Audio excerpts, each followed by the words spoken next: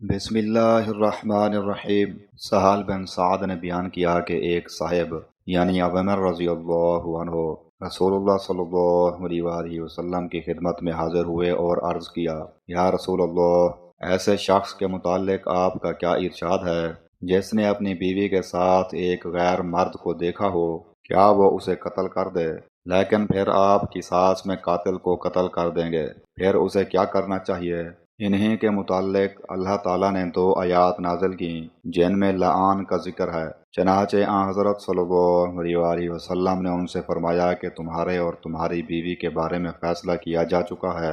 راوی نے بیان کیا کہ پھر دونوں میاں بیوی نے لعان کیا اور میں اس وقت آن حضرت صلی اللہ علیہ وآلہ وسلم کی خدمت میں حاضر تھا۔ پھر آپ نے دونوں میں جدائی کرا دی اور 2 لعان کرنے والوں میں اس کے بعد یہی طریقہ قائم ہو گیا کہ ان میں جدائی کرا دی جائے۔ ان کی بیوی حاملہ تھیں لیکن انہوں نے اس کا بھی انکار کر دیا۔ چنانچہ جب بچہ پیدا ہوا تو اسے ماں ہی کے نام سے پکارا جانے لگا۔ میراث کا یہ طریقہ ہوا کہ بیٹا ماں کا وارث ہوتا ہے اور ماں اللہ کے مقرر کیے ہوئے حصے کے مطابق بیٹے کی وارث ہوتی ہے۔ صحیح بخاری حدیث نمبر 4746۔ عبداللہ بن مسعود رضی اللہ عنہ نے بیان کیا کہ میں رسول اللہ صلی اللہ علیہ وآلہ وسلم کے ساتھ ایک کھیت میں حاضر تھا۔ حضرت صلی اللہ علیہ وآلہ وسلم اس وقت کھجور کے ایک تنے پر ٹیک لگائے ہوئے تھے کہ کچھ یہودی اس طرف سے گزرے۔ کسی یہودی نے اپنے دوسرے ساتھی سے کہا کہ ان سے روح کے بارے میں پوچھو۔ ان میں سے کسی نے اس پر کہا، ایسا کیوں کرتے ہو؟ دوسرا یہودی بولا، کہیں وہ کوئی ایسی بات نہ کہہ دیں جو تم کو ناپسند ہو۔ رائے اس پر ٹھہری کہ روح کے بارے میں پوچھنا ہی چاہیے۔ چنانچہ انہوں نے آپ سے اس کے بارے میں سوال کیا۔ حضرت صلی اللہ علیہ وآلہ وسلم تھوڑی دیر کے لیے خاموش ہو گئے اور ان کی بات کا کوئی جواب نہیں دیا۔ میں سمجھ گیا کہ اس وقت آپ صلی اللہ علیہ وآلہ وسلم پر وحی اتر رہی ہے، اس لیے میں وہیں کھڑا رہا۔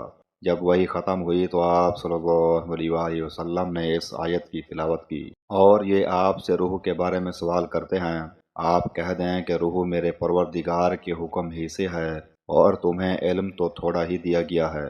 صحیح بخاری حدیث نمبر 4721۔ جابر بن عبداللہ انصاری رضی اللہ عنہما نے بیان کیا کہ رسول اللہ صلی اللہ علیہ وآلہ وسلم نے فرمایا، جس نے اذان سن کر یہ دعا پڑھی، اللہم رب هذه الدعوة التامة والصلاة القائمة آت محمدا الوسیلة والفضیلہ وابعثه مقاما محمودا الذی وعدتہ۔ اے اللہ، اس کامل پکار کے رب اور کھڑی ہونے والی نماز کے رب، محمد صلی اللہ علیہ وآلہ وسلم کو قرب اور فضیلت عطا فرما اور انہیں مقام محمود پر کھڑا کیجیو جس کا تو نے ان سے وعدہ کیا ہے، تو اس کے لیے قیامت کے دن میری شفاعت ضرور ہوگی۔ صحیح بخاری حدیث نمبر 4719۔